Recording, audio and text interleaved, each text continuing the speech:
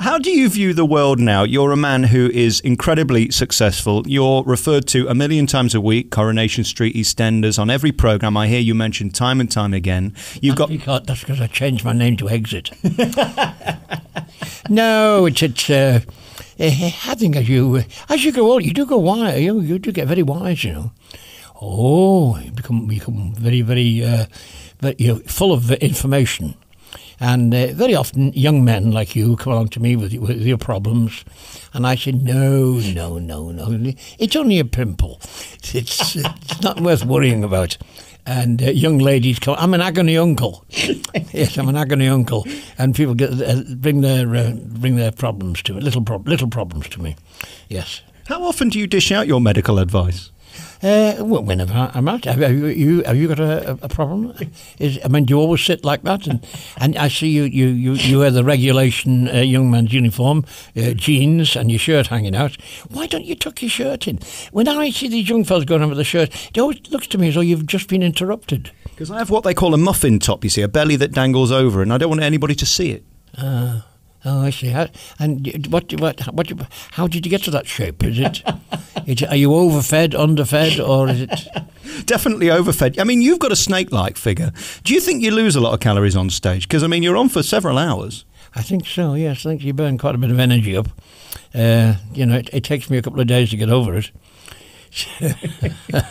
But I love it. I'm stage struck. I'm still stage struck. I love it. The only thing you don't, but now as you totter into old age, I wish I could do pantomime, but that 2 and 3 a day. Oh no, that is very hard work. Pantomime must be the hardest work, manual work anybody will ever do. Believe it or not, and this sounds saucy, but then because it's your program, it doesn't matter, does it? The hardest work anybody will ever do, manual work, is taking your clothes off and put them on again. And in a pantomime, you might have to change your costume about 5 or 6 or 7 times each show. So you multiply that by twice daily or even 3 times daily, and no wonder you're shattered. Absolutely. Oh, what do they call it these days? Well, tired. I'm always offended when people ask you the question, are you ever going to retire? There is no reason to. Whilst the audience keep coming, there's no excuse for you to stop being on stage, is there? People sometimes say, do you ever think about retiring? I think they're hinting, but no. I just love it. As I say, I'm stage struck and I just love the job. And I can't think. A man retires when he stops doing what he doesn't want to do and starts doing what he does want to do. And I'm doing what I do want to do. I see lots and lots of people who retire, and within a couple of years they're dribbling out of one side of their mouth and just watching afternoon telly. Have you ever watched afternoon television? Loose Women is one of my favourite programmes. Have you ever seen it? No, I never watched them. I don't think my mother would like me to watch that. That sounds very rude. Loose Women. They could do with tightening up a bit. No, I do watch. Sometimes I watch afternoon television, and it really is. It's the most wonderful thing for putting you to sleep. It really. You don't need any Horlicks or sleeping tablets. No, just watch afternoon television, and you're away in no time. Gone. Because it's really your breakfast show, isn't it? I love your showbiz lifestyle. You won't get hold of you before about midday. Well, when I'm snoozing in the morning, I'm not really sleeping. I'm thinking. I do a lot of thinking. I do a lot of philosophy. Really? And things like? Well, when things look black, send them to the laundry. Never put off till tomorrow what you can do today. Because if you do it today and you like it, you can do it again tomorrow. You're always thinking, aren't you? Always thinking. My brain never stops. It never does, and you never fail to entertain. You never fail to get a standing ovation. And like I was alluding to earlier, you're now in a place where you're king of the castle. You don't take orders from anyone, and you've been like it for some time. Is that great now that you don't have to do anything you don't want to do? Oh, I don't know being king of the castle. I have to do lots of things I don't want to do. Yes, I have to pay lots of bills that I don't want to pay. I have to keep sending money to that charity, the OHMS. And I don't know what they do with it, you know. OHMS? OHMS. I don't think they spent all I gave them last year yet. But no, I'm not. I'm enjoying a nice, busy, very busy, but very satisfying kind of lifestyle. And you must keep busy, keep your brain going. You've always got to have another project in mind. So another target to try and reach. So what is your next ambition then? I mean, the live show's done because, I mean, people just want to keep seeing you and seeing you and seeing you. You've achieved that. Is there anything yet that you still haven't achieved? Oh, lots of things, yeah, lots of things. I think to dream up new ideas and new songs and new jokes. I think that's when to see something, to plant a seed and watch it grow. To plant a seed, a thought, and to see something blossom. That's one of the secrets of happiness, you know. And what about a new album? Because let's remember that your song Tears sold more than John Lennon's Imagine. You're in the record books. You sold millions and millions and millions of albums and singles in the day. You did Top of the Pops and things like that. Are we ever going to see you back with a new album? I would love to. I'd love to have another. I'd love to do another CD. Time is the thing, of course, because they take a lot of time planning. Now, at one time, you just went straight into the studio. The musicians were there.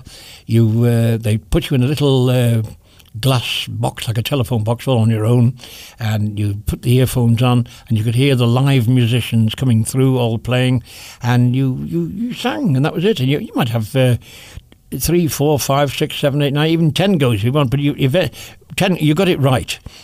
Sometimes it wasn't you, sometimes it was. Sometimes the balance was wrong, or sometimes a trombonist made a very rude noise. He's entitled to, I mean, a person's dyspepsia is their own affair. But eventually you'd get it right. And you did three songs in an afternoon. So that was great. The first one I did was Love Is Like a Violin, which got #1 in some charts and #2 in others. Then I shared #2 with Carl Denver with a lovely song called Still. Then in about 1962 we found Happiness, Bill Anderson's Happiness. Then in 1965 Tears for Souvenirs, and little later on that year The River. So I've been very blessed, really. For a comedian, which I'm supposed to be, for a comedian and not from Naughty Ash, I've had 30 songs in the top 20. So yeah, but I must admit, I'd like another go. There's some very nice songs floating about. They're still writing one or two now and again. What about covering a bit of Lady Gaga or something like that? I don't think I'm old enough for that. Covering Lady Gaga? Oh no, I don't think so. I don't think Lady Gaga would like it. Actually, she might. I don't know. Her mother wouldn't. Does she wear a vest? If I chopped you halfway through, would it say Ken Dodd, comedian? Because I mean, you've had huge success with singing, and I know it's something you really love. But the comedy is the thing that's you through and through, is it? And you want to be remembered for? I think laughter is the most wonderful thing in the world. The sound of laughter is equal to any classical concert, any symphony. The sound of laughter is, to me, is the most beautiful sound in the world. A sense of humour is a wonderful thing to be born with, to develop, to exercise and to try and make it better. But your sense of humour, because people say, what is a sense of humour? Well, it's like you have your other senses. Well, in your case, I'll be a bit diplomatic. Well, a sense of humour is similar to your sense of hearing, seeing, or in your case, smelling. But a sense of humour is a sense of seeing an alternative way of looking at life, an alternative way of looking at something. It's like taking a concept and then looking at it from a different direction, sideways on, upside down. It's tickling the mind. It's playing with ideas. So yes, I'm very proud that I've got a sense of humour, and I keep enjoying it. It's a serious business being funny, isn't it? You've got to take it seriously. No, it isn't. Being comical and being a happy person, being a funny person, no, it's the most wonderful thing in the world. Enjoy your life. Enjoy it. It's later than you think. And very finally, I always worry about your financial affairs. How's the horses doing at the moment? Because that's one of your big passions. Yes, financially, it doesn't do to say you're too well off, because little Georgie, he gets ideas, He says, who can I slap a tax on next? I'll put one on breathing, I think. Yeah. No, we're okay. No, I'm very, I'm very grateful to the way life has rewarded me. Yeah, very grateful, and I hope I'd like to help other people to also enjoy their lives. And when you read the paper in the morning, what I love about you have an opinion on everything. Do you despair sometimes? No. Life is wonderful. Never believe anything you read in newspapers. Not all of it, and you only half believe of anything you see, and never believe anything of what you hear. Make your own mind up. You've got a mind. Everybody's been given a beautiful mind. You've given a fantastic brain. Use it. Think about it and think of things for yourself.